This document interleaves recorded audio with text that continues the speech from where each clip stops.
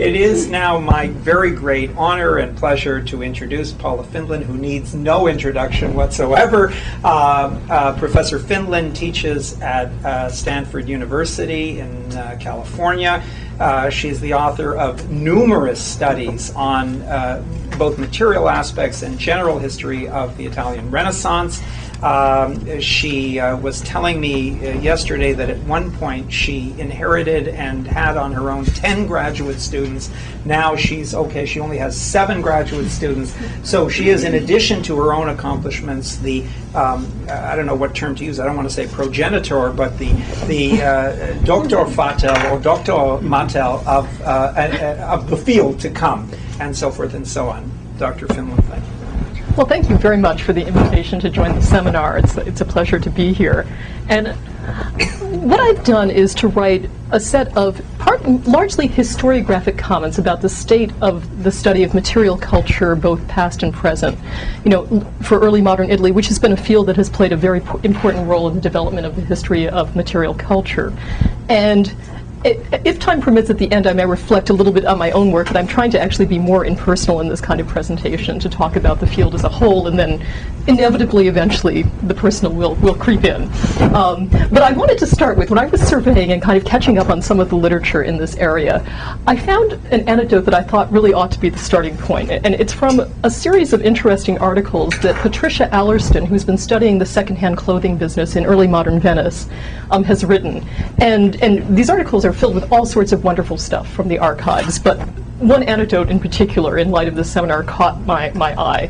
And it is an episode that she describes in 1629, when Felice Magalotti, who is a converted Jew, I presume is of Florentine origin given his last name, arrives in Venice and needs to do some business in the ghetto.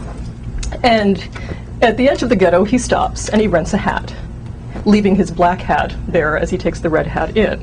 And of course, Allerston uses this as a nice example of the fact, something that is well known to people who've studied the material culture of early modern Italy, which is they can rent absolutely anything in any of these cities, and actually I think well beyond the city at this time. But it also is, again, an example of one of the other things that has been raised by many historians of late medieval and early modern Italy, which is the utter elaboration of sumptuary laws, which is a subject that I think is very well known within the Jewish history of this period, as well as to historians of Christian Europe at this time. And I think, again, it's a nice example of the way in which the level of attention to the materiality of things is something that we need to attend to, and have been attending to more and more, I think, in this field over the past few decades, as historians and art historians have both expanded their interest, moving only from texts, or in the case of art historians, paintings, to a much wider array of objects, what used to be called the decorative arts, that neither history or art history wanted to touch, which left it to people in museums, is now the subject of a very fruitful dialogue among all three of these different groups. And again, as a kind of just starting point on some of the bibliography that I think is quite interesting right now, I want to bring to your attention two projects that have just been brought to culmination in the past year or so. One is a book by an art historian named Evelyn Welch, who teaches in the UK, that is simply entitled Shopping in the Renaissance. And it's got a wonderful bibliography. It is a very, I think, smart and interesting and extensive study of the market, supply, demand, etc., and done in a way that I think is of interest to historians as well as art historians in trying to document, the nature of shopping, right, and the nature of the market in this period. And Evelyn Welch is also one of the key participants in a British project that is a multinational project called the Material Renaissance, that I think is slowly bringing to culmination a series of publications. And when I was talking beforehand, I was mentioning that they actually have a website that I think is slowly being built up, and I'll try and I'll probably by Marta or Bernie get the link for you if you want to take a look at this. But I think that's a very good example of the current research that's being done overwhelmingly by historians of the Italian peninsula, which is sort of interesting point, that how much of the work being done prior to the 18th century on material culture is done overwhelmingly about Italy and not about other parts of Europe, not because there aren't all sorts of interesting things to say and things to look and talk about, but just simply because for reasons that we might discuss in the course of this project that will surely be brought out by some of the work of scholars here who also work on Italy as I do, there are many ways in which you can't do the history of the Italian peninsula without inevitably thinking about the meaning of things at one point or another. A certain level of consciousness about these things, in other words, that has permeated the field almost right from the start. And lastly, the other current project that I want to mention right now, again, that's already out and easily available, was the product of a very big exhibit at the Victoria and Albert Museum that was up about a year ago, last fall, that also produced several publications, of which the most extensive is a book simply called At Home, I think it's At Home in Renaissance Italy, or At Home in the Renaissance. And again, I think this is a book that really, from the perspective of the kind of people who have been doing material culture inside museums, really sort of brings up to date not only the kind of work they're doing on specific objects, with all sorts of wonderful images of objects you and I will never find on our own without, talking to these kinds of scholars, but it also, of course, has many essays by a lot of the leading historians and art historians, working with Italian Renaissance materials. And so it's a nice update to the work of scholars who fell within this curatorial tradition, like Dora Thornton, who has published many important studies of things like the Italian Renaissance interior, or more recently a book that she entitled simply The Scholar and His Study, which is a wonderful study of this one aspect of material culture. So that, let me just start here, a little bit of recent bibliography. Now let me kind of turn to back up into the past, right, of this field, and then kind of take it back up to the present by the end of this discussion. In his Civilization of the Renaissance in Italy, Jakob Burckhardt indicated in several evocative passages the importance of material culture to his portrait of the Italian Renaissance. He especially noted the profusion of books and paintings in this society. But he also cited the passion for collecting antiquities, later devoting a long and fairly obscure essay to the collector as a prototypical Renaissance man. More generally, Burckhardt commented on the high standard of living and taste for luxuries that he believed characterized the domestic life of the Renaissance. So this, in short, is the kind of nascent beginnings of the material history of the Renaissance that has spawned all this scholarship. And it spawned, among other things, a lot of very interesting work by Italian scholars at the beginning of the 20th century. There are these series of books on cities like Venice and Bologna called Vita Privata, La Vita Privata, and such that have become this invaluable and very untheorized, unanalytical resource, but just an invaluable resource about the world of things, right? The interior, the private life, of the Renaissance city. And this kind of work was not done prior to Burckhardt, so I think there's an interesting interaction that went on there between German and Italian scholarship, in the evolution of that of this subject at the beginning of the 20th century. Subsequently, both historians and art historians have explored different facets of the materialism of the Italian Renaissance. In his classic essay of 1962, for example, entitled Hard Times or Investment in Culture, Roberto Lopez, who was primarily a historian of the Genoese economy, provocatively argued that the decline of the late medieval economy after the crisis of the 14th century stimulated a desire to invest in culture. The splendor of the Renaissance, in other words, according to Lopez, emerged from the collapse of the Mediterranean economy, when opportunities to invest locally looked more attractive than investments abroad. The Lopez thesis, as this quickly became known, spawned a generation of scholarship that, while soundly refuting his argument, also drew greater attention to diverse aspects of the material life of Renaissance Italy. Now, the most distinguished and influential voice in this kind of scholarship has been, without a doubt, Richard Goldthwaite, who taught for many years not that far away here at Johns Hopkins, nowadays lives in Florence. Since the late 1960s, Goldthwaite has written a series of influential books and articles dealing with the relationship between wealth and possessions, primarily based on his extensive knowledge of the records of 15th century Florentine patricians. And again, for those of you who are not in the field of Italian scholarship, let me just give you a quick sense of some of the titles. His first book, Private Wealth in Renaissance Florence, done in the late 60s. His probably most cited book, The Building of Renaissance Florence, which is an extensive study of the culture of building palaces and generally building culture and architecture in 15th century Florence. And then in the early 90s, a book that he called Wealth and the Demand for Art in Renaissance Italy, which, well, again, primarily using Florentine materials, tried to sort of look more generally throughout the Italian peninsula to address, as an economic historian, the question, right, why was there so much art produced by this society in this time? And it's a question that has obviously been of great interest in both fields of history and art history. Goldthwaite documented in these studies what he aptly called in one article the empire of things, examining the value and meaning of buildings, paintings, and even in one of my favorite articles by Goldthwaite, Mahalica, in the lives of Renaissance Italians, which, by the way, he argues is a quintessential middle-class object. Even though it becomes popular among the elite, it ultimately is not an object that costs a lot. So it's a kind of interesting test case about value, of different kinds, at this time. Arguing that the profuse materiality of Renaissance culture was a product of urban values and prosperity, in other words, not court culture, right, not driven by the elite in one particular configuration, but more broadly by the urbanization of the society. Goldthwaite has sought to identify one of the most distinctive contributions of the Italian peninsula, though I think we would probably specify, and maybe I have some disagreement with the way he's argued this, that we would probably specify northern and central Italy as really what he's talking about, to be more precise, as there are many Italys within the Italian peninsula in this period. And in one summation of his argument, in one of his most well-cited articles, the one called The Empire of Things, Goldthwaite writes, by the end of the 16th century, Italians had created a style of living with its own world of goods that set them off from other Europeans.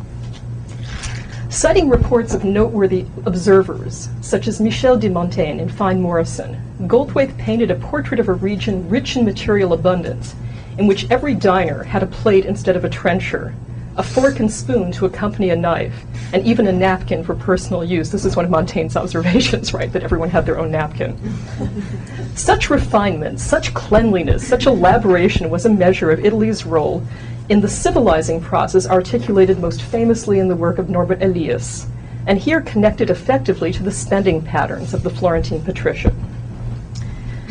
My talk this evening is designed to explore the issues raised by Goldthwaite's work in light of more recent scholarship.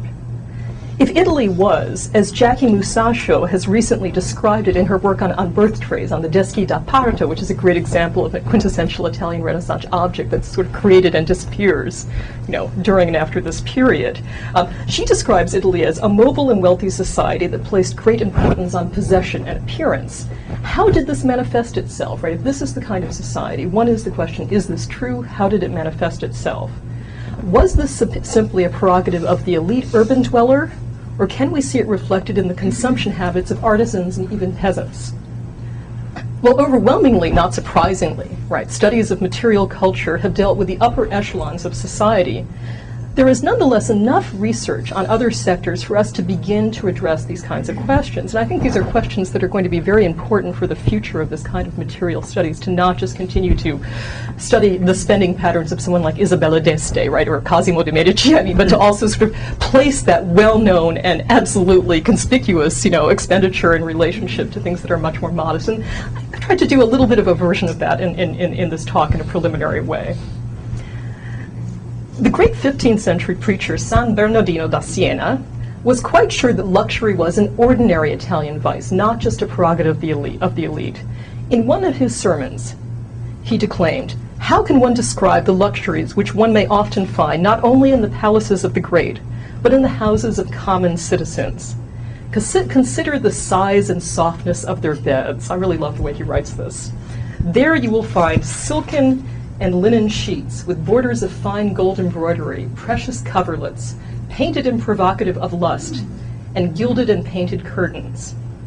Right? It's not just the softness of the beds, but it's everything that surrounds it. The whole atmosphere really of the camera, of this all-important room, which again goes back to the sort of wonderful work that's been done also by historians of architecture. I should add that other category in it, that if you want to do material culture in this period, you have to read the work of historians of architecture who have paid a lot of attention to the material culture of specific rooms, right, and the elaboration of these rooms across the 15th through 17th centuries, as palaces become much more differentiated, and therefore the use and function of each room and what you put inside it, right, as Goldthwaite says, once you build a great palace, you have to fill it with things. His fundamental insight into that was quite correct, about this. But what I like about someone like San Bernardino is he's not just applying it to the great palaces, he's saying everyone is doing this. That's what makes it so especially disgusting, right?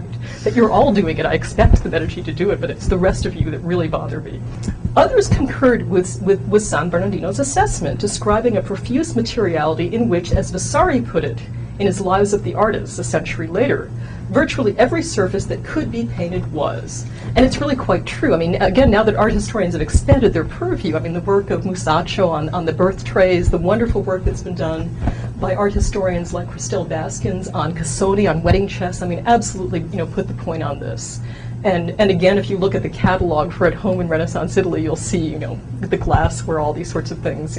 Anything that could be painted was. Vasari certainly, took the measure of his society in these things. Descriptions of the virtues of the learned and the powerful from this period emphasize the positive aspects of what San Bernardino railed against.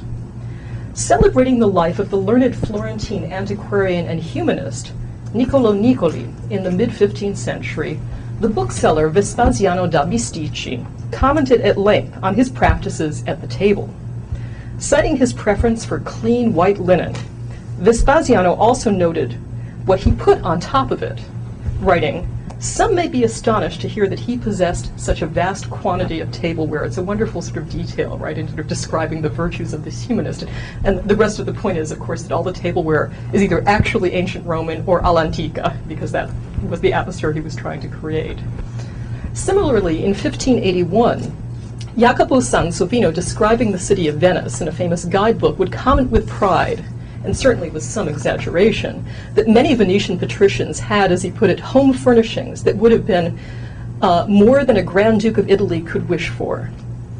It was a signature of Venetian society, he argued, that everyone, anyone with a house, had the means to furnish it well, no matter how miserable their status in other respects.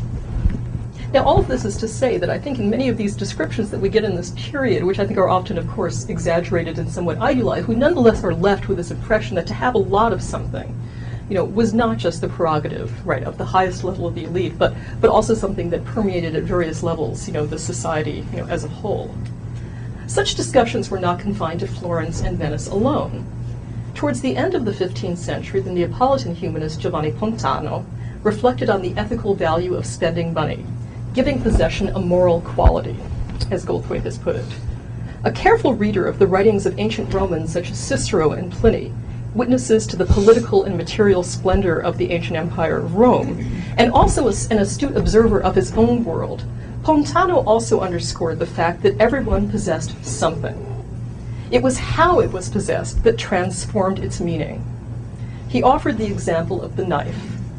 "The base man and the splendid man," he wrote, "both use a knife at table. The difference between them is this. The knife of the first is sweaty and has a horn handle. The knife of the other man is polished and has a handle made of some noble material that has been worked with an artist's mastery." Elsewhere, he cautioned his presumably noble and patrician audience to work to maintain this distinction, citing the importance of selling old clothes because, as he wrote, old things have no splendor.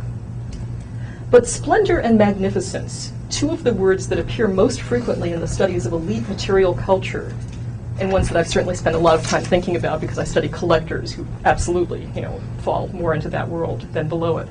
Best, and this sort of image, I should add, just as an aside, is best embodied in a survey of not just the Italian Renaissance, but the Renaissance as a whole that appeared now about 15 years ago, Lisa Jardine's Worldly Goods, right?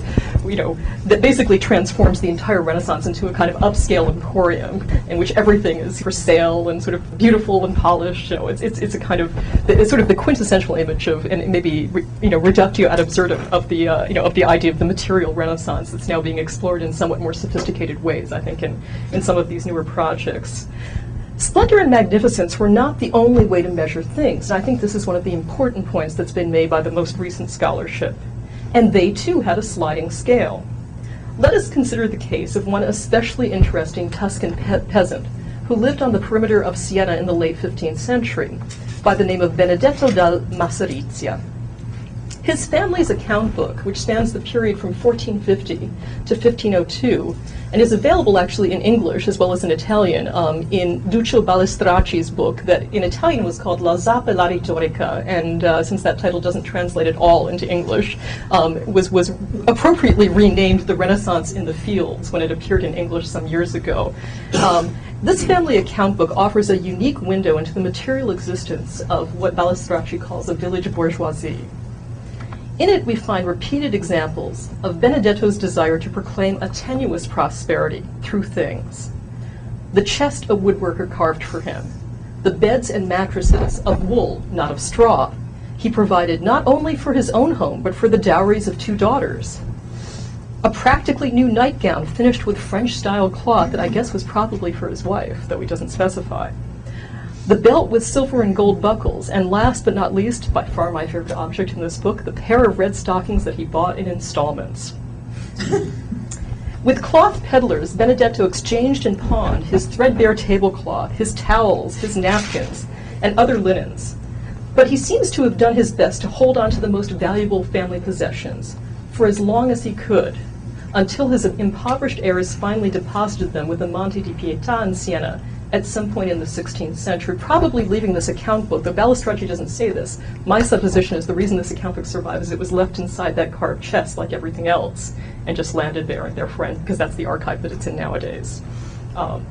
Which again is sort of another kind of interesting point people make about the material culture of this period, is we have to attend to the distinction between what's in the chest and what's not in the chest, because what's not in the chest is least likely to have survived, right? I mean, when we look at what's left of the material culture of this period as actual objects, it's the stuff that was mostly in the chest or on the wall. And the only way we can recapture the rest of it is instead to go to all sorts of inventories where we can at least see all this stuff that fell apart, was used to death, or just simply, has in other ways, vanished, from our historical consciousness. In one especially lovely passage in this book, Balestracci observes, an inlaid chest can reveal more than any long disquisition. The desire to own not only necessary things, but superfluous and even slightly luxurious ones. So too can the desire to record these things on paper. And this is something that I've been especially interested in for quite some time. I think, like a number of people here, I've spent a lot of time looking at wills and inventories for all sorts of purposes. For this history of collecting, they're absolutely invaluable, right? This is one of the places people deposit, recollections of their things. And the question of what you write down and what you don't write down, and how it gets organized, both, according to the legal precepts of the society and according to the decisions that are made by the people who execute these documents, are, a very important part of trying to take a document like that and put it next to other evidence, and reconstructing something like a collection that we no longer actually have, in some instances, any of the objects for. We best have a few of them. How do we sort of reconstruct this, this? I mean, it's sort of a larger question of how you reconstruct the material world at this time. In this peasant's account book, the economic and symbolic value of things are intertwined, and the ebb and flow of goods is also quite visible. A century later, the Bolognese ironmonger's son and poet, Giulio Cesare Croce, would write poems filled with bittersweet images of the poor who came to the city to market to at least temporarily dispossess themselves of their things to pay the rent. But even Croce did not assume that they would remain permanently denuded of their things. In his poetry, he sort of imagines them reacquiring, which goes back to this sort of dynamic market, right, of the things that go in and out of your house, which, interestingly enough, is as important a part of elite life as it is of the lives of artisans and, generally, the poorer classes in this society. That sort of mobility of goods, I think, has been well documented in many different kinds of studies. Recent research by scholars such as Irene Palombo Fossati and Patricia Allerston on Venice and Renata Ago on Rome has effectively demonstrated the limits of a simplistic model of emulation as a means of understanding the forces that shaped material culture and consumption. And let me just sort of stop as an aside and say that an awful lot of the literature inspired by, for instance, the work of Norbert Elias, has assumed that whatever the elite did simply trickled down through society. And well, there's been all sorts of evidence to suggest otherwise. I don't think it's really been until recently that people have actually tried to begin to construct some sort of alternative model. And I'll try at the end to talk a little bit about the work that I think has best moved in this direction, which I think is a very fruitful direction. Instead, the historians that I've just mentioned, Fossati, Palombo, Allerston, who I've already talked about, and Renata Ago, have argued for a much more dynamic model in which artisans in the middling classes, like Balestracci's Tuscan peasant, had a far richer existence than we have often assumed. Citing the case of an early 17th century ore maker named Alvise in Venice, Allerston describes the 43 shirts and 6 trunks of clothing that he left to his heirs in 1633, which surely must make him remarkable. I mean, she doesn't by any means suggest that that's the ordinary, patrimony of an artisan in Venice at this time, but to take it as an interesting measure of, the kinds of things people are leaving behind. And this, by contrast, for instance, if you look at Ago's book, which is a much sort of larger serial study, in the work that she's done on 17th century Romans, she finds that on average, individuals, male or female, had approximately 11 to 12 shirts. And she's dealing with people of a much higher social class, sort of from his class upward in her book. So, 43 it would be excessive nowadays, but I mean, truly excessive, at this time. So the question that she poses, and the one that of course interests me, is, so why does he have this many shirts? What is he doing with them? Allerston effectively argues that the strategies of investment that led a wealthy Florentine patrician like Filippo Strozzi, who is the protagonist of many of Goldthwaite's studies, to invest 1/3 of his family's considerable wealth in the building of a great palace, also were evident in the kind of investments made in clothes by artisans. Not simply to wear, they were a kind of currency, and a very stable one at that, to be rented out repeatedly and only sold if absolutely necessary, but in either way they were productive patrimony. In an artisanal context, used clothing could indeed be a magnificent and valuable patrimony, right? So exactly the opposite of when Fontana says, for his audience, get rid of your used clothing. Well, in a way, Allerston has the answer for where it goes and what it becomes, that it's valuable in this other context. The monetary use of things, as Renata Ago puts it in her wonderful studies of the Roman economy in this period, helped to distinguish possessions in dynamic circulation in a market for things from those that ideally, and also at times in law, remained entirely within the family as a kind of static patrimony that conferred status. Another example might come from, again, from one of the guidebooks of this period on how to run a good household, written by a fairly obscure guy named Cesare Evitascandali. Very funny name. Can't be a real name, can it? Evitascandali, you think. Gus, avoiding scandal in various ways. But he writes this book called the Dialogue for the Head of House. He writes it in 1603, and he recommends at one point, this is a detail that Ago brings out in her study, he recommends at one point that when you pay artisans, you should pay artisans with almost broken things, which is a really sort of lovely image, right, of not only the role of those almost broken things as a currency, but what use they have as they exit your household and enter this other, connected economy. And I think in an interesting way, it very much confirms what Allerston says with her work on Venice, about that other economy. The most recent study, and this is now getting to this book, that makes these kinds of distinctions, and I think one that deserves to be known outside of Italy, is Renata Ago's recent book, and this is the object that I brought here. And, this is a book that is entitled Il gusto delle cose, una storia degli oggetti nella Roma del Seicento, The Taste for Things, A History of Objects in 17th Century Rome. It just appeared last fall, and it is a wonderful book of one of the most exciting social and economic historians working in Italy today. Of all the work that I've read so far to date on the material culture of early modern Italy, it is by far the most comprehensive, both in its willingness to deal with a full range of things. Why don't I just pass that around if people want to take a look while we're just talking about that. In its willingness to deal with a full range of things owned by people of different social classes, and in its desire to debate some of the key assumptions about the material culture of this period. Drawing upon approximately 80 inventories, 20 account books, and approximately 100 wills, so a reasonable sample, and one that, as she says, is deliberately quite random, not only because of the way the Roman versus Venetian archive is organized and how you can extract things, but also because, in the end, she feels that the randomness is actually a way to ensure a sort of typicality, of what one might see there, since one's never going to sort of look at all of it anyway.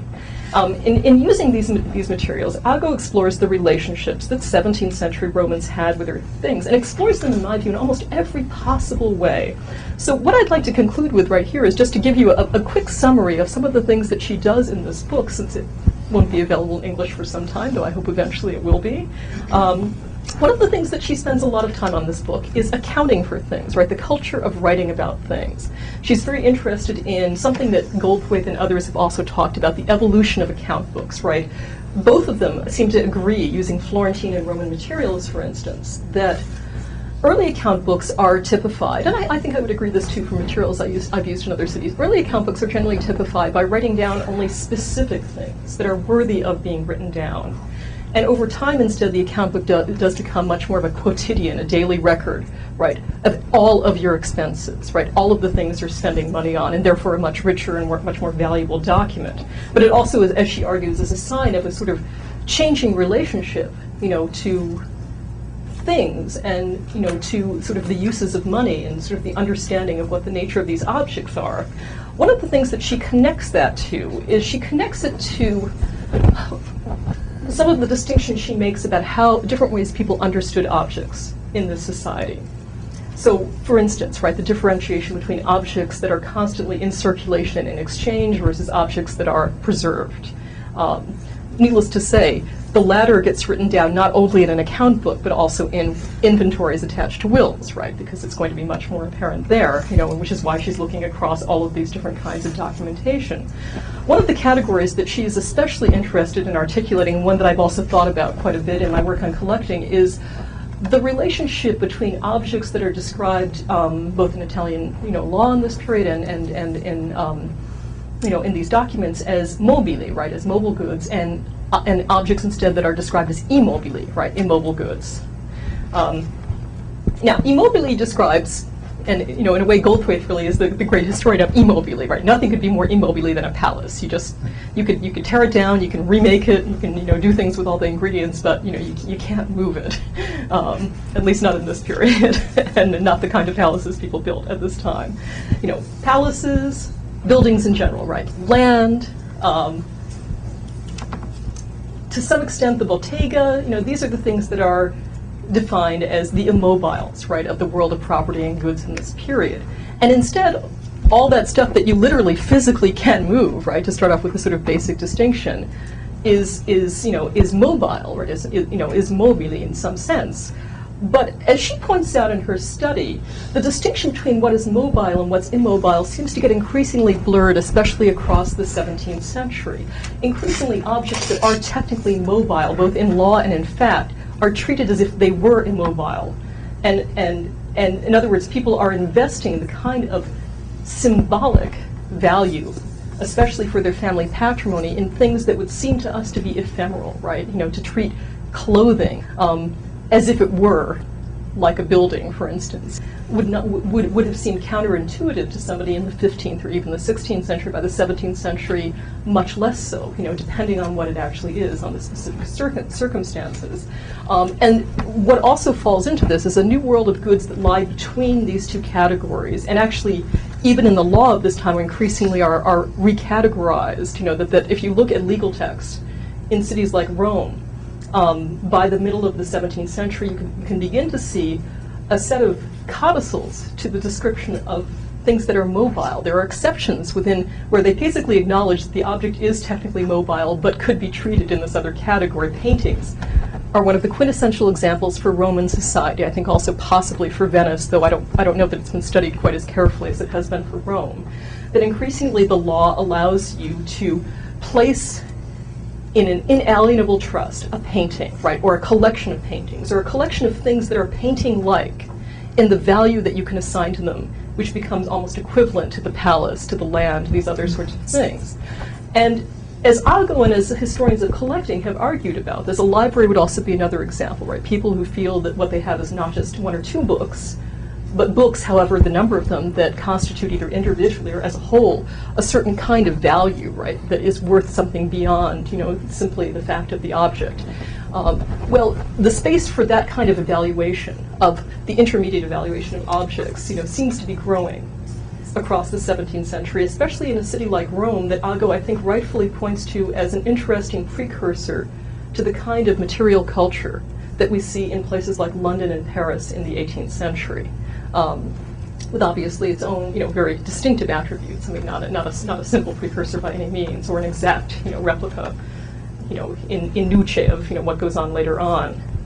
What she also is interested in is trying to make distinctions in every possible way, from the material in her documents about what sort of matters, right? What is it that people write down? So, for instance, how do you describe the objects, that you choose to record in these various ways? Do you simply describe them? Do you add some sort of evaluation of them, such as new, old, used. So she does a whole sort of inventory of the use of these words. Turns out new is the word that's used least of all, right, in describing objects. Things are mostly in these inventories old or used. Which leads me to one of the major points in her book, which is that this is a world that preserves property, right? It's not, she does not argue that this is a world that simply is about escalating conspicuous consumption, but she says even at very high levels in the society where you would not expect people to have long lists of old clothing and linens and all these sorts of things, they still have these things. They haven't all exited the household into the hand of the artisan at the door, as a matter of fact, but there's still some significant portion there that remains there. And she similarly also goes on in her sort of interesting discussion that I'm still thinking about since I read this book fairly recently, to begin to argue for a certain poverty in the midst of this world of diversification and expansion of goods. So, for instance, she takes the case of the kitchen and looks at the inventories of the kitchen in this period, and she says there are a lot of things that the prescriptive literature and descriptions of cities and paintings in this period would suggest everybody had, which is the kind of argument somebody like Norbert Elias makes, that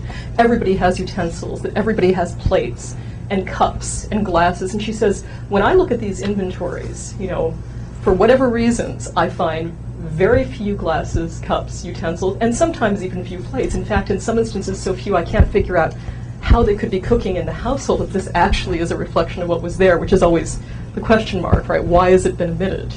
And so, you know, so she says, you know, in the end, it may raise some questions about not the fact that these things have entered this society, but the degree to which they've entered them, even at the highest levels, you know, may not be quite as extensive as we've thought. Or likewise, in an instance that I thought was very nice, she points to the relative absence of shoes in households where people have dozens of stockings and all sorts of, you know, lots and lots of other clothing. And she says, so shoes don't cost very much, you know, and she even looks at inventories of some shoemakers to sort of, you know, who also have few shoes in their house, even though they make a lot of them. You know, she says shoes don't cost any much. Why, you know, what is it, you know, why is it that people aren't, you know, doing this? And she said, well, in this instance, you know, we have to imagine that that culture of wearing shoes that we sort of take for granted is actually not their culture, that many poor people actually are just going around either barefoot or in calze, that we think about. And that the absence, in many instances, of even a single pair of shoes suggests that more often than not, especially at the lower levels, people are buried in that one pair of shoes, which I think is an interesting, you know, and reasonable supposition of why it's not there in the inventory, since this inventory is about passing stuff on, so it should be there if it's to be passed on. So that's a kind of interesting instance of her trying to deduce why something has exited, you know, from from this particular household. Ago also spends a lot of time, and this certainly has been a very important aspect of studies of material culture, looking at to what extent there are differences in gender, right, in relations to objects. And I think she comes up with some really good conclusions, some of which are not surprising, but I think just help to reinforce with good, solid evidence things we've known, and others of which might surprise us a little bit. So the not surprising, things in women's, in inventories done by or for women tend to be less valuable and less varied than what we see in inventories for men, suggesting, as she said, a much more impoverished culture in terms of their access to a wider range of things. On the other hand, perversely, women tend to have more things, you know, in the space that they have than men, right? In other words, they have more things of lesser value and of lesser variation, you know. So she says, okay, what are we to make of this? You know, that this is a reminder that desire for things and possessions is not simply and purely economic. There are a lot of different ways to use what capital you have to gain access to things, and so we need to, again, in ways that people who've worked on, you know, the history of embroidery and linen making and everything can talk about, we need to think about the kind of, a different kind of richness to this material culture that explains that seeming paradox. Similarly, when she turns to inventories of men dealing with the same kinds of things, she notices something really interesting that is exactly the opposite of what most of us think, and it regards clothing. So our assumption is that surely, you know, the most lavish, extensive clothing is going to be for women. Well, to some extent that's true, but it's owned by the men, so it doesn't appear in their inventories, right? That is not the property of these women. Largely the clothing that they inventory is the clothing they bring in, and in some cases she's able to compare the total inventories, right, done at the time of marriage with the inventory at time of death or remarriage, in one instance where she can look across this with one single figure to sort of see the lack of dynamic change in the case of the clothing. And she says that if you look at wills, you can see that basically the husbands have a decision to make. Do they continue to pass that clothing on to their largely male heirs, right? Is this a family patrimony? Or do they instead decide to transform the idea of usufruct and give this as a specific donation to their wife so that she can have it? And it's not clear to her that people lean more one way or another, that there really is a sort of division that she describes as a very interesting tension in the household between sort of use and ownership, of clothing. And similarly, again, in the discussion of the kind of clothing that's found in men's inventory, she then turns to the actual clothing not just owned by men, but worn by men. And she says, and I thought this was just wonderful, she says, when you look at the kinds of fabrics, when people actually describe the fabric the clothing is made of, the fabric described for male clothing is much more luxurious than female clothing. So by and large, female clothing is made of wool when people choose to describe it. And instead, the male clothing is made of silk and damask, when, again, as you kind of go up the social scale, as she sort of looks across what she's calling the middling classes, this period with a few examples of nobles just as a point of comparison. So she says, okay, so the sort of, the culture, the public culture of wearing clothes, right? I mean, for women it's the time of marriage, for men instead, those clothes are there for, all sorts of other occasions, right? In which one needs to, wear your wealth in public. And so there is a logic to why the clothing of men would be, would be more luxurious, potentially. So that's a kind of interesting, how far we can take that thesis remains to be seen. How far this was true outside of the city of Rome or any of these comments remains to be seen. But I think this provides a really interesting case study of how you can take the kind of documents for material culture, for a particular time and place, and learn about the relationships that people had with things, in this period. So let me conclude with one or two final comments that come out of her conclusions, and then maybe a little reflection on my own about these things. I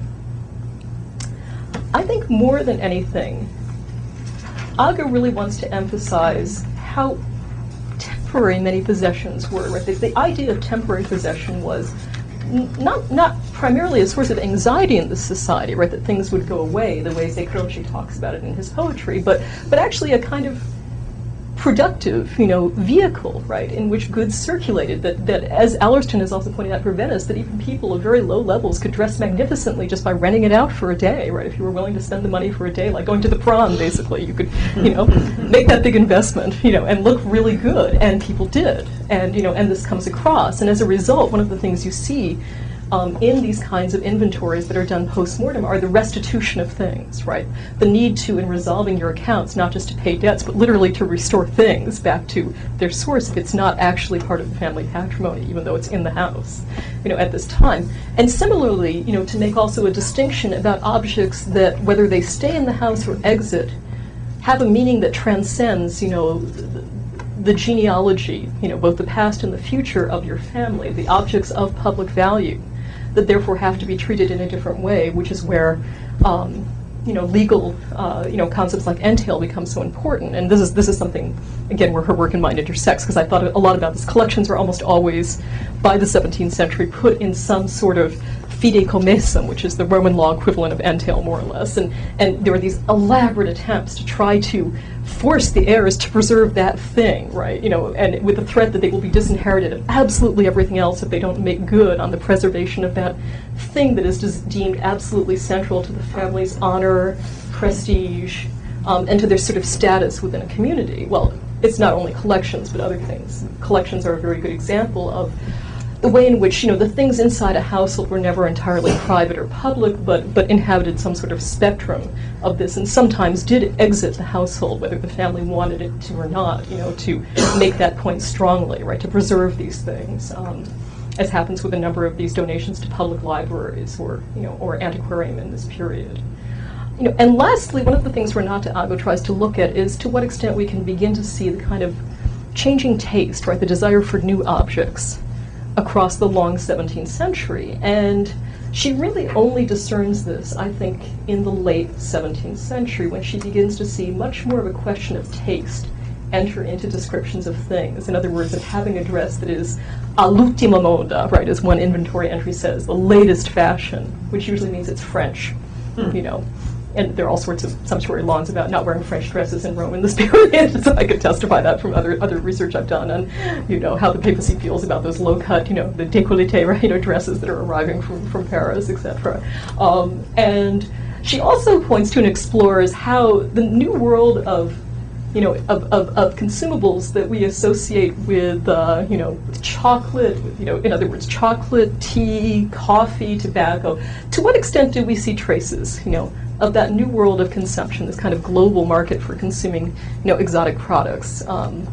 And she says, well, until the end of the 17th century, we know people are eating and drinking these things, but we really don't see them, appearing in a very strong way until that particular point. And yes, circa 1700, I can now find, she says, examples where we do start to see cups appear because people now do want to have purchased and keep in their household these new porcelain cups for chocolate, right, or for coffee. Or they want to have, and she then says, let's not forget it's Rome, it's the South, and let's not forget the world of sorbets and ices, and people are purchasing these little crystal glasses for these things. So, on some sort of level we see that new world, but, much later and much more gradually than a lot of the work on the arrival and importance of these new things has suggested, from other sources.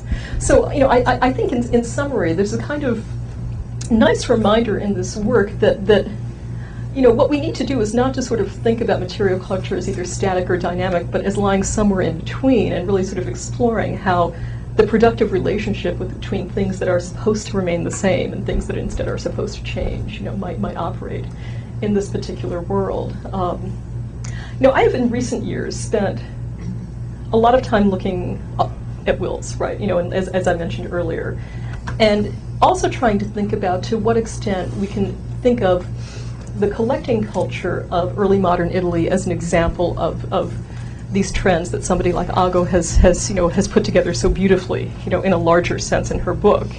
And let me just give you some sense of these things. It's not until the 1540s, even though the collecting culture of the Italian peninsula is already rich by the late 15th century, it's not until the 1540s that people begin to identify a collection as a specific and special kind of property in a will. Possibly there may be one or two wills I haven't seen from the 1530s. This is a needle in the haystack kind of work where you can't really date it absolutely, but certainly not before then. And the wills that begin to identify a collection in this way certainly perceive it as an inalienable property, but they don't yet understand the mechanisms of how to keep it there. So it's sort of an idea, a desire, right, with no sort of force behind it. People don't understand, for instance, that to keep a collection you have to inventory it. It's not until the late 16th century, the 1570s, that people begin to regularly inventory the collections. And it's not perhaps until slightly later that people begin to inventory them separate from the inventory of the household, understanding that if they leave the inventory until after their death, what will be inventoried will be only what the heirs choose to present as the collection, right? Because what is the collection if it's described simply as that? It could be as one sort of observer in Naples says by the middle of the 17th century, he said, I've gone to that famous cabinet and all I saw were the cabinets. There was nothing inside it. If you don't specify, right? The absence of specificity, the vagueness of what the collection is, either in descriptive or legal terms, makes it absolutely easy for the heirs to dispose as they want to of these things. Now, later on, it still becomes easy to dispose of the things. If you want to, there's always a loophole. But the wealth of information trying to prevent you from disposing of the collection has expanded incrementally to the extent that there, in a number of instances in different cities, are lawsuits that go on for generations, either among the heirs or between the heirs and the city or whatever entity has been appointed the guardian, right? Basically, entrusted with the actual, implementation of this will, about what really will happen, to what the fate of these objects are. And interestingly enough, what has struck me is the way in which this whole sort of elaborate evolution of the legal fate of a collection and the collection as a kind of inheritance was already anticipated even before these collections really much existed by no less a writer than Leon Battista Alberti, who wrote a very funny Latin dialogue, one of his many witty dialogues in the mid-15th century, simply called The Decease. And in his dialogue, The Deceased, Alberti imagines some Florentine patrician, watching from the underground, what his heirs are doing with his things. And of course, the first thing he sees, because Alberti is both very paranoid and very cynical, is people just despoiling all the things that are most precious, right? And sort of ravaging his study, taking everything away, so that, as he said, in the end, nothing remained. And that image, right, that in the end, nothing remained, is both, I think, actually very true of the collections, right, of these things that were supposed to be most stable and most permanent and most valuable. Nothing remains, right, because it needs to get in the market, to really be meaningful for the heirs who often don't give a fig for the collection as a collection. And by contrast, we can instead look at this world that people like Allerston and Ago and others have described of other things that are less meaningful and therefore often do remain. So thank you very much for letting me start off our discussion this week.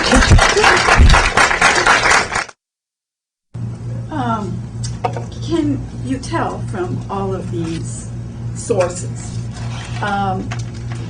anything about the order in which people acquire things?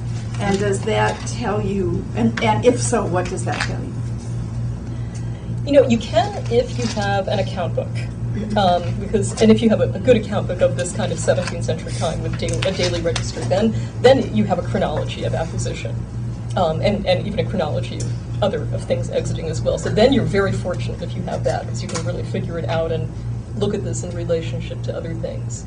Sometimes in inventories, people will offer that kind of detail, and just in the same way that they will sometimes, but not always, put an economic value, a price, some sort of value on what the thing is. It's worth 5, scudo or whatever. I mean, and so I tend to always be attentive to see when people decide to offer some narrative about an object, which, can include that sort of, information. I mean, I was wondering if some things are more important to status than others. For instance, if really good clothing is more important than good art. If the way you look in public is more important than what your home looks like, or if it's the reverse, or... I'm starting to wonder about that question, because the answer used to be, well, of course the paintings are more important than the clothing, but I think that's largely because most of us are not fashion historians, which is where most of the really extensive work until recently was done on that subject. So, are the paintings more important than the clothing? Maybe for the most obsessive collectors, like for the Giustiniani family. Who actually have books made that are pictures of their pictures. It's like a picture book of the Galleria Giustiniani. It's like an early catalog. Okay, in that instance, I would say for that guy, for Vincenzo Giustiniani, his paintings are the most important thing, no question. But for some other person who has some paintings and a lot of clothes, I'd have to say, which is much more typical, I think, of the inventories, I'd have to say no. I'd have to say that the clothing, both to wear and also to rent out, because actually I forgot to mention this detail, that Ago points out that elites rent out their clothing to people too and find it a productive source of income. So it's not just, sometimes they don't give it to the artisans because they want to basically engage in the secondhand clothing business too. So yeah, I mean, I'm starting to think that maybe I would say clothing. I'd like to point out a few things. One is that if you look at your comments on kitchen utensils in the context of the Middle Ages, if you look at miniatures of feasts and meals in medieval manuscripts, there are very few utensils. And so that the transition, it may simply be a transition from that paucity of material owned by people to a much more lavish Renaissance thing. Which brings me to the porcelain, which only came into Italy, rather, in the 16th century. Yeah. So you've got to deal also with the question of imports within a society, and in that connection, I'll be parochial and say that very few general historians of material culture think about the impact of the expulsion of the Jews from Spain, which had a very high level of material culture, and whose coming to the Ottoman Empire, to Italy, and to North Africa changed the artistic and material culture of those countries. Specifically, I'll just mention 2 instances in Italy.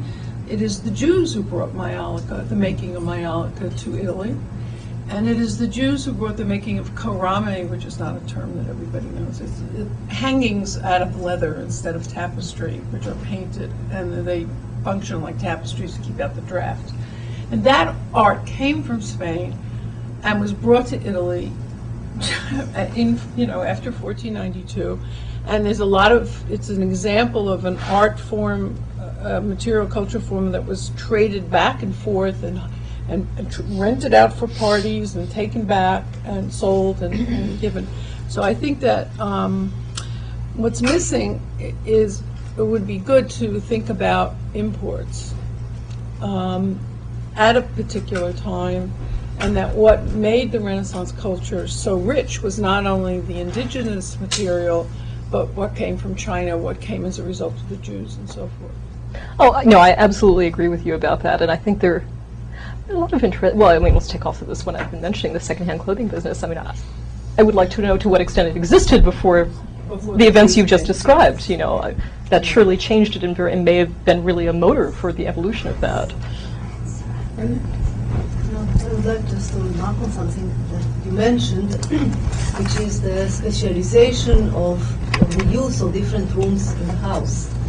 For example, I wrote an article a few years ago, about material culture according to inventories made by the Spanish Inquisition in Sicily. I wondered how come that in Sicily, which was considered quite marginal and some people say even very poor relative to other places of Europe, even people of the middle class and lower middle class, which were the people which I studied, had a separate kitchen, a separate bedroom, sometimes another room as well. Whereas in the, description of Rodin's France at the same period, he says that most people had only one room where they slept and cooked and did everything in the same place. So it just raises very interesting questions about the material culture in Italy, about the use of different rooms of the same house. And what is advanced, what is not advanced. Interestingly, I mean, when Ago does her study of this sort of description of rooms, she says, even though you would think it would have gotten more elaborated, that still, even at a pretty high level in society, the typical Roman house is, 2 rooms, a kitchen, right? And some of them are becoming more, as she describes it, vertical, where they're stacked on top, but on the whole, most people don't have more than that, however it's organized. But the distinction about what happens in each of these, to the sala versus the camera versus the cucina, that these are, and I, like you also, haven't read enough about, architecture and space in other places to really have a strong sense of what the variations are in the model. So I find that interesting, the comment you pulled out of Brodel about how this wouldn't have been true in France, I don't know, say for England or Spain at this time. No? Yeah, the economy you talk about is a kind of is almost totally a money economy. I mean, the way you're describing it. I was sort of struck by the difference between what you're describing and the Ottoman case, where you also have huge inventories. I mean, there are lots and lots of inventories of elites and middling orders and so on. And in those also, men's clothing is far more luxurious. There are sort of more caftans and so on. But the difference is, it seems to me, or a difference at least, is that collecting for itself was probably done, but you didn't really talk about it. If you collected, it was for giving. And I wonder what you could tell us about a gift economy. I mean, the way in which gift buys you prestige, gift buys you loyalty, and so on. I mean, there's a huge mobility of goods, but it is through gift. I mean, they also buy like crazy, but. Well, when I first started working on collecting, this is actually one of the things that really struck me, is that in just thousands of documents I looked at in lots of different Italian cities, people almost never put a monetary price on the objects that they were exchanging. Certainly, clearly in some instances, just exchanging in what was purely a gift economy. I give this to the Grand Duke, he gives that object to me. So there's an enormous amount of that in, I think, many sectors of the society. And what a number of historians have argued is that in a way, of course, we can either see this as, should we see this as a separate symbolic economy in this kind of anthropological sense, or should we instead see it as, a sign that, well, people are attaching over time in other contexts than, say, collecting monetary value to these things. They still, in the end, pay people with things, right? So instead we need to see it as part of the economy. So that seems to be kind of an active debate, at least in my field. But what I was struck by was, exactly, that the productive circulation of objects that built collections was primarily a gift economy. At times, people did go to a market and buy things, but even stuff that came from the market half the time was bought by somebody else who then gave it to the collector, and so it often wasn't a direct transaction even there. And even though it was clear these things had some sort of monetary value when it came time to do your inventories, they very rarely, at least until quite late, would talk about that as, because the real worth had to transcend, the monetary value of these things. So, I don't know. I'm still trying to figure out, at least in my own research, what the relationship is between this fact about collecting. There's sort of almost an absence of any discussion of money there, even though there's a lot of money involved, and the reality that in all these other sectors there seems to often, at least according to my colleagues, often be a desire to at least attach a monetary value to the thing, if not actually, pay that amount. I'm going to take advantage of my role as chairman to cut it off, but first I'm going to ask my own question. A very brief one, in line with this thing about collections and so forth and so on. I was thinking there was an article that appeared, I guess about a year ago in the AHR, maybe 2 years ago, about objects that were taken from French Jews when they were deported, and then there was this whole process of reacquiring this stuff because it had all been left in I forget the name of the woman who had written the article. It was a fascinating article about this sort of collections material that had been left in warehouses, and now there was tremendous anxiety about recovering this material. And I was thinking, as you talk about these collections, and I've actually followed how the Medici built certain parts of their collection, but is there, from your work, a sense of people identifying with the collection? I mean, you talk about objects as giving status. You talk about collections. We all know about this sort of interest in all'antica, the sort of collecting of the old world and discovering antiquities.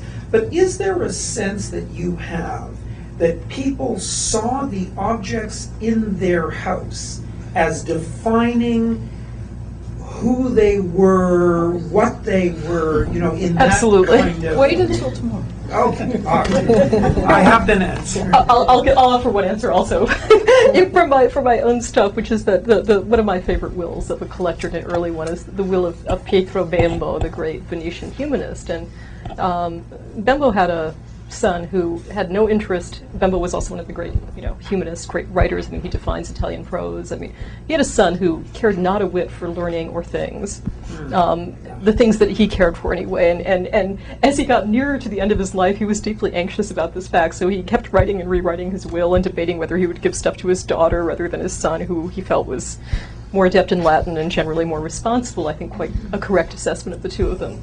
And so in any case, the last will that he writes,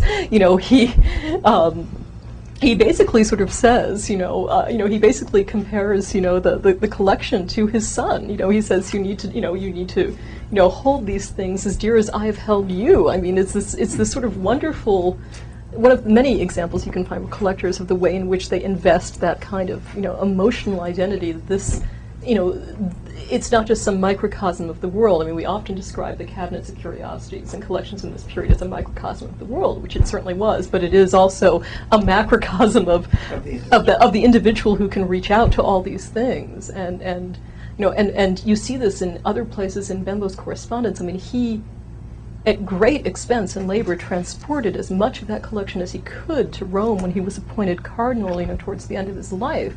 And kept sort of talking about, in a way that in many ways I think echoes Petrarch also, about, whether or not it was moral or ethical for him to love his things as much as he did, but he loved them. He couldn't, he couldn't not love them, but he recognized that perhaps it was not entirely, entirely Christian to love them as much as he did, and his a later cardinal, Carlo Borromeo, would act on that principle by giving up all of his things, to prove that he was truly a kind of good ascetic cardinal for a later generation.